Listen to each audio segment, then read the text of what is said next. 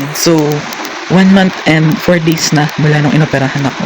And sobrang laki na ng changes sa katawan ko. And nag-decide ako na itutuloy-tuloy ko na talaga itong pagpapayat. Hindi dahil, or siguro dahil gusto ko na din talagang pumayat. Pero dahil talaga sa health, ayoko na uling mag-risk dahil lang sa katakawan ko.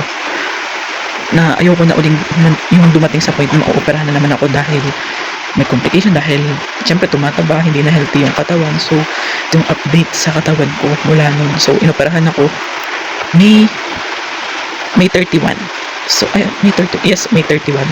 Tapos ayan, ano na ngayon, September 4. So ang laki na ng changes na katawan ko. So yung weight ko nung time na yun is, so ito, pakita ko na lang. Yan, pakita ko na lang. Yan.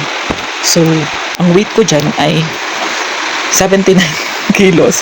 So, kulang na lang ng 1 kilo, 80 kilos na ako.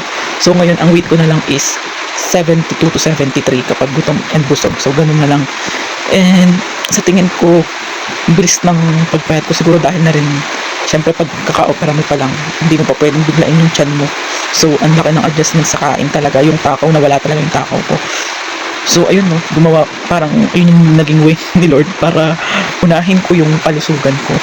Kaya kayo guys, hanggat hindi kayo nakakaranas ng mga iba't ibang complication, okay lang naman maging mataba.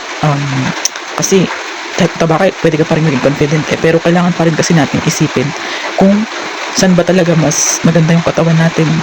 Diba dapat mas healthy talaga tayo kasi mahal magpa-ospital, ang hirap-hirap ng na-ospital, ang hirap ng nasa bahay ka lang kasi kailangan mo magpagaling. So ito, parang naging ano talaga sa akin ko, naging sign ni Lord na unahin yung katawan mo ha, ayaw mo maging kwento. So ayun guys, update muna. Pinayat talaga. Bye!